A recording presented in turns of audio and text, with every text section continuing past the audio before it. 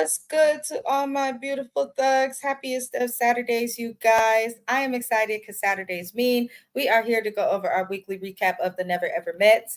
This episode was season 1, episode 6, titled Pushing Bids and Boundaries. My. And bids and boundaries were definitely pushed, you guys. They were definitely pushed. You are hearing the voice of Mrs. Best. This is my channel, Mrs. Best Reviews. I appreciate everybody for tuning in and watching. We usually do have James from the Watch Your Mouth Reviews channel who is here. He is dealing with a personal matter, so he will be missing this recap. However, we send love, light, good energy, and anything positive his way. He will be back to join us. Hopefully next week we will keep you guys updated on that. But let's get into this episode, which was the actual Hot Mess Express. Aaron H is going off on Diamond's sister in that wig. And he done called her out her name. He called her a B-I-T-C, you know what?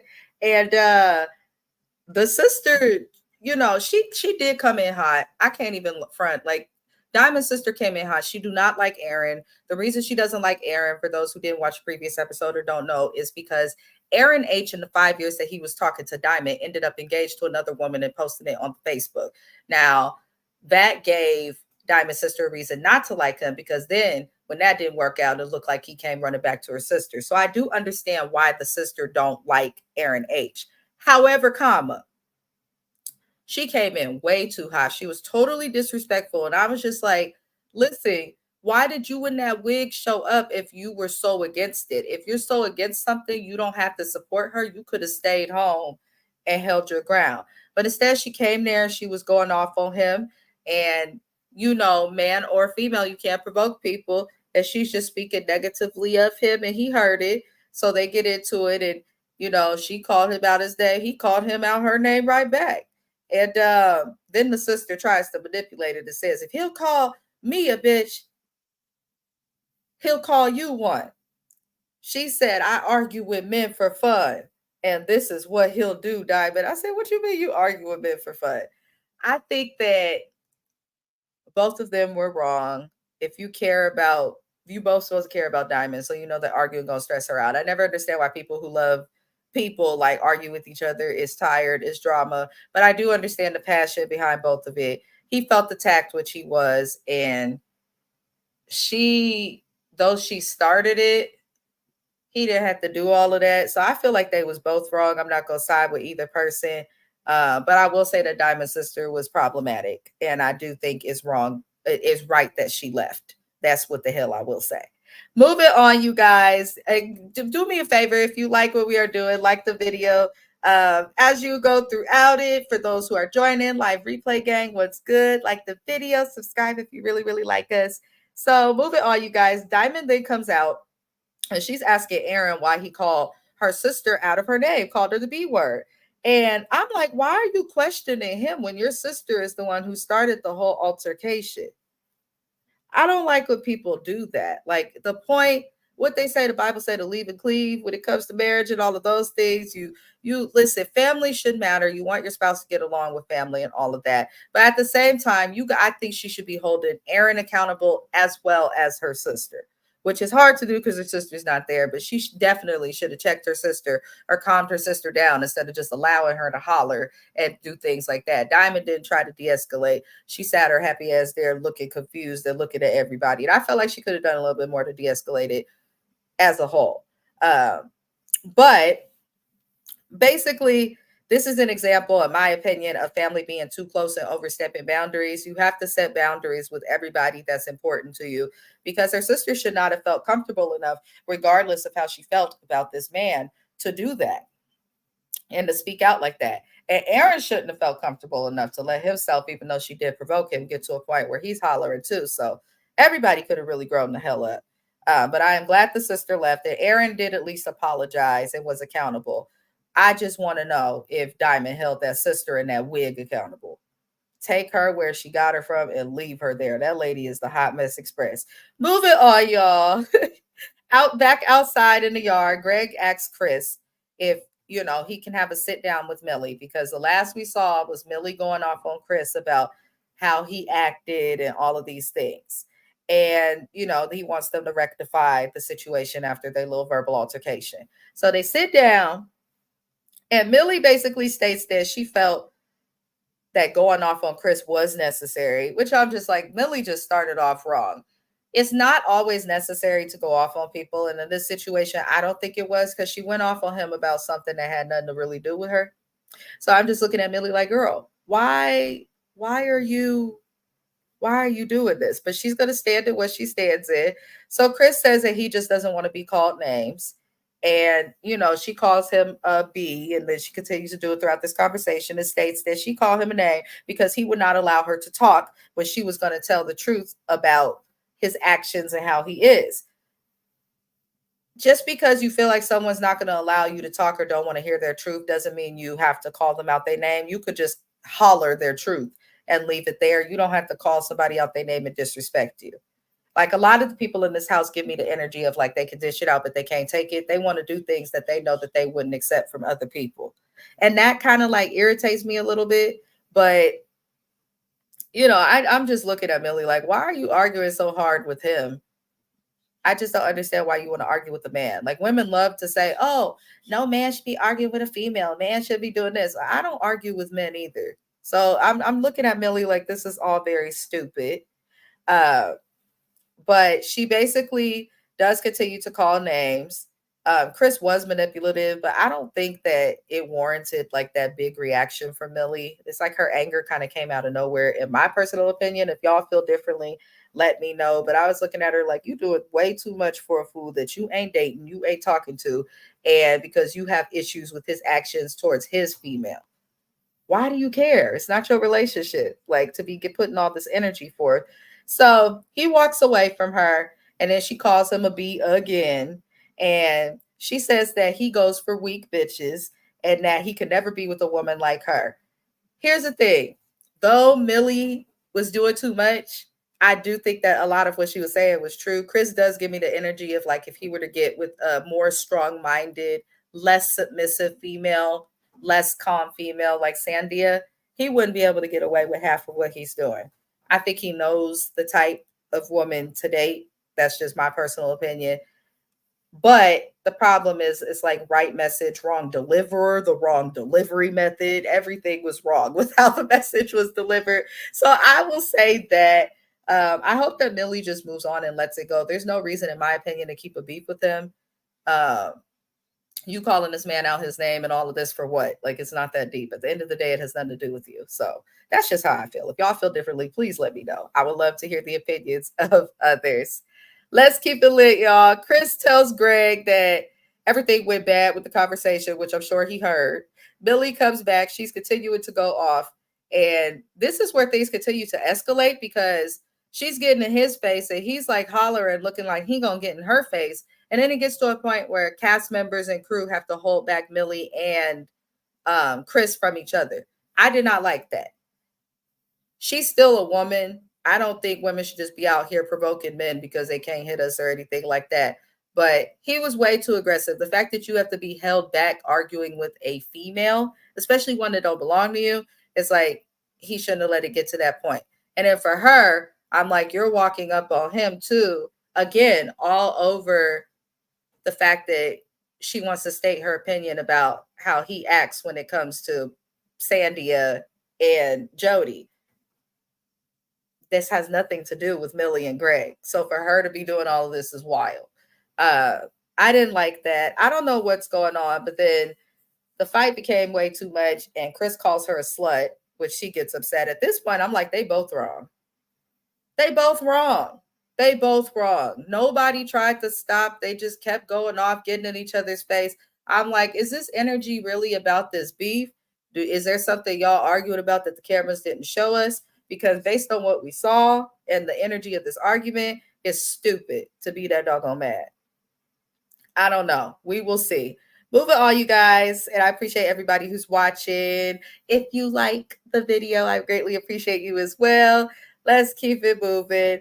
Sandia goes to check Millie, basically. Sandia finally speaks. She just been silent. Everybody arguing and going crazy and doing all of this with Chris and Jody because they feel like Sandia is being mistreated. And Sandia's just been sitting there quiet, quieter than the church mouse. Like she's just been sitting silent while everyone's doing this. So she finally speaks and she says to Millie, you know, you don't need to do all of that and to call people out their names to make your point. And I was like, though it took Sandia too doggone long to speak, I was glad that when she did speak, it made sense because you don't have to call people out their name to make your point. That's absolutely not something that's necessary. I think that when people make their point and they can only call names or get violent, that's a sign of a lack of maturity. Personally, that's how I feel. But you can't do that. Millie does lie and say that she would have apologized to Chris, but he did not give her room to apologize. Millie. Millie didn't want to hurt Sandia's feelings. I could tell, and I think she was embarrassed. But Millie, what you mean he didn't give you the room? You was calling him all types of names. What did you expect? Don't make no sense. Touch a hot stove, your finger gonna get burnt. Like I Billy is funny to some extent. So moving on, you guys. Aaron J's dad comes to visit. It is so funny because his dad comes to visit after all this craziness goes down. And we learn that Aaron has no family outside of his father and his son. And Jody's best friend is the person who comes. I guess she don't have family that wants to come. Now, Aaron H, who is dating Diamond, decides that he wants to talk to Aaron J and his father about how Jody is not the person for him, thinking maybe his father will look into it. Jody and her friend, Aaron and her dad, they all meet, and the dad is asking what the confidence level is of them working in a relationship pertaining to Aaron J and Jody. And she says that it can work without outside influences. Here's the thing that bothered me with her statement. No matter where you go in your relationship, there's always going to be outside influences. The point of being in a relationship, whether it's a friendship, a relationship, having a relationship with a sibling, you go out into the world and you navigate your relationship while living life with those outside influences. Like that's literally a part of the point. Like Jody be trying to finesse people and say things in a way that like sounds deeper than it really is. She be BSing like her life off. I am so serious. She be straight BSing. She is full of poop emoji. Y'all know what it is with Jody because you haven't given him the chance to even see if he can be with you for outside influences. Like, and I know that she's talked about the sexual trauma thing. I have the same issue and gone through the same things. And I know several other people who have as well. You're a whole doggone sexologist. You've said that you are a man eater separate from that. Why can't you channel that side to at least have some affection with him? I call BS on everything Jody says. So she ends up dancing with Aaron's dad, and she had more chemistry dancing with his daddy than she did with him. I said, hell, I'm so done with Jody, y'all. I'm really done with Jody. So Aaron H and his painted black nail says that Diamond is the perfect woman for him. And he says that the other men don't understand his love for her. And it seems that Aaron H don't understand his own love for Diamond because it took him 5 years to meet her and an engagement. 5 years in an engagement just for you to meet her. Nobody understands that love. If you really love that woman, nothing would have stopped you from seeing her. You would have found a way to see her. Aaron H gets on my nerves, and that's what makes me think there's something really shady and off about him. That's just my personal opinion because I'm like, it just doesn't make sense that you're acting like you're so in love, but then you were so quick to go off on her sister. And I don't think he is what we see and what he's trying to show us. He seems too focused on trying to look like the good guy, the OG with the wisdom and advice. I don't trust it. I think he's shady as hell. That's just my personal opinion. Moving on, Millie says that she doesn't want to punish Greg for what someone else has done to her in the past. And this is where she lets him know that she was a victim of SA. She said that it was her fault and that she should not have been where she was.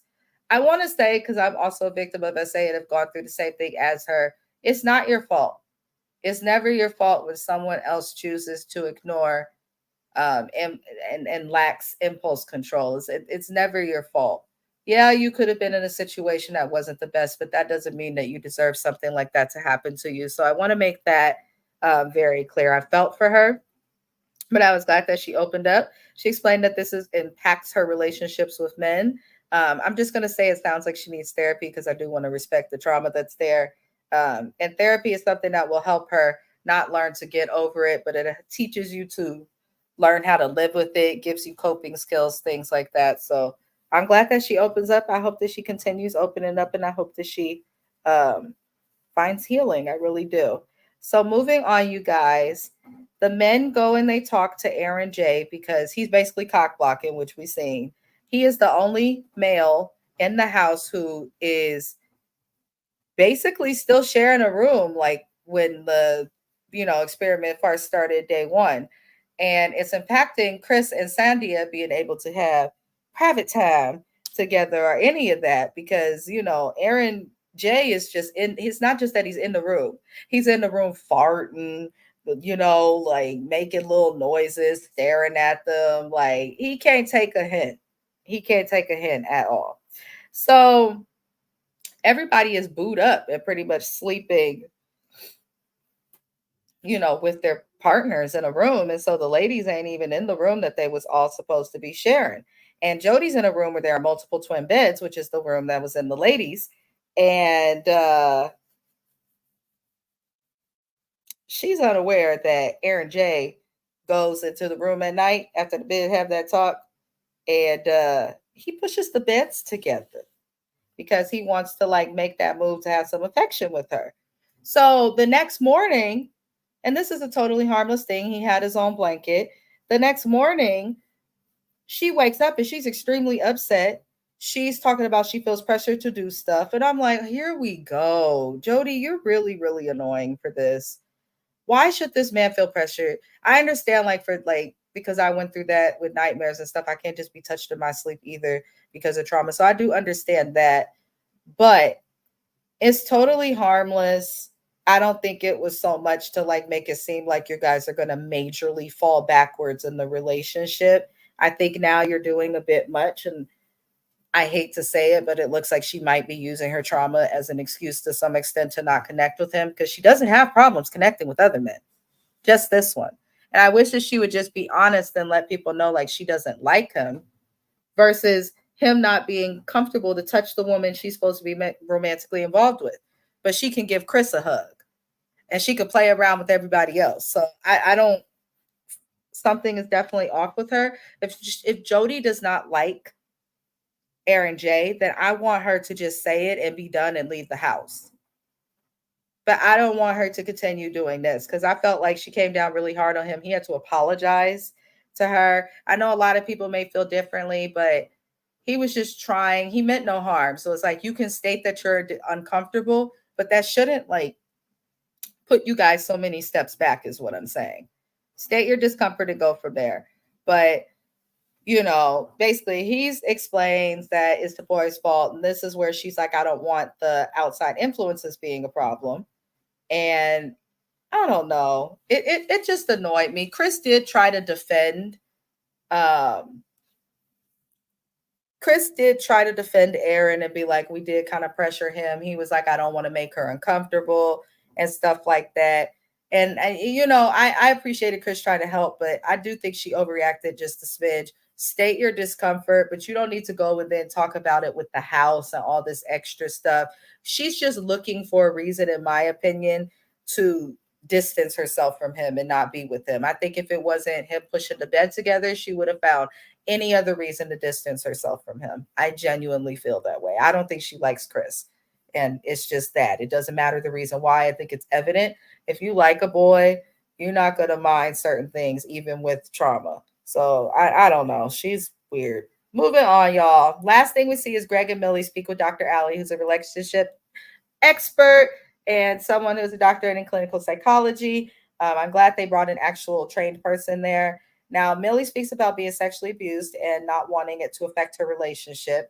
And while talking about this, the doctor sees that Greg is triggered, and he mentions that he has his own trauma. And for some reason, Millie gets upset. And it looked like she was upset because it wasn't about her.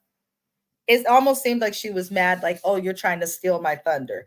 Why is your trauma thunder that can be stolen? Like, that don't even make sense. it doesn't even make sense. It just does not make sense. So, you know, we'll see more with what happened with that. The therapist did make a good point. She's like, you both are trying to protect yourselves because you both have trauma. But Millie just seemed annoyed that it was made about both of them versus only about her. Something seems off with her. I don't even think that she legit wants to be on this show. Something gives actress to me, but I'm gonna just comment on it the way it's supposed to look like they're dating. If you have trauma yourself, it's concerning that you can lack empathy to care and acknowledge the trauma of someone else. How can you be with someone in a relationship, a friendship, or any type of ship if you can't acknowledge pain and trauma that that person has, but then you expect them to do that for you? It just seems a little bit selfish, Millie. I'm hoping you're not really this way, little girl. That's what I will say. I am hoping you are not really this way. But that is all, you guys, that happened on this episode of the Never Ever Mets. Normally our recaps are longer, but when it's just me, I can get through it a lot faster. I like this episode. I actually like this show a lot. I feel like it's interesting. It's cool to see. There's stuff they could have done, differently or better, yes, but for a new show, season one, I feel like they're doing good. It's also different compared to the concepts of a lot of other dating shows. So I like it. So we will be back again next Saturday, the day after the new episode of Never Ever Mets airs. I appreciate everybody for tuning in, tapping in. If you're a part of the live replay gang, was good. I appreciate y'all in Thug Life. Love and light to everybody. We're going to end this recap by listening to a song from Also Best, which we usually do, and it's a recap with just me. We are going to listen to a song titled Free Admissions, Perk 30. Real ratchet, right? Anyway, you guys, love and light to all of you. Our next recaps will be tomorrow. We'll be going over The Shy on my channel. We'll also have a music reaction dropping tomorrow for a very talented female rapper by the name of Be Money Be Manifested, and a song review on Monday. Love and light to you all, and I will see you later.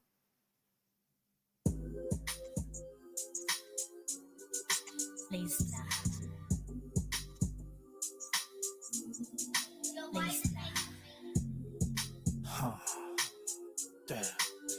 Giving out free admission for a limited time only. To me, Casa. Giving out free admission to me, Casa. No, she ain't my girl. That's just my partner. She claimed that way I be lying. I deserve Oscars. Anyway, I'm giving free admission to me, Casa. Come slide. Yeah. What I do right now? Yeah. Is it gonna come through? Yeah. That price is best right now. I'm talking right now. That blood asked thy best for a perk 30. She said it would help in case that dick hurt. Shit talk dirty. I'm not on that schedule, but I'm gonna work. Especially if you pop that then little perk. Cause I got a promise to keep. Put on the record to beat. No need to ask with the street. Go ahead, scream it. That paid niggas hit a different. Don't lie, go and tell all your bitches of I ain't it. Though pastry feeling, yeah, you watching your fit. You gon' relate though, cause I just cringe. Free admission to me palace. It expires by the half. Close to sexual fever. Giving out free admission to me, Casa. No, that ain't my girl. That is just Tasha. She claims that way I be lying. I deserve Oscars. Anyway, I'm giving free admission to me, Casa. Come slide. Yeah. What I do right now? Yeah. Is it gonna come through? Yeah. That price is best right now. I'm talking right now. Hey, shake that ass. Shake that ass. Shake that ass. Don't fuck it up. I can take it. Shake that ass. Shake that ass. Don't fuck it up right now.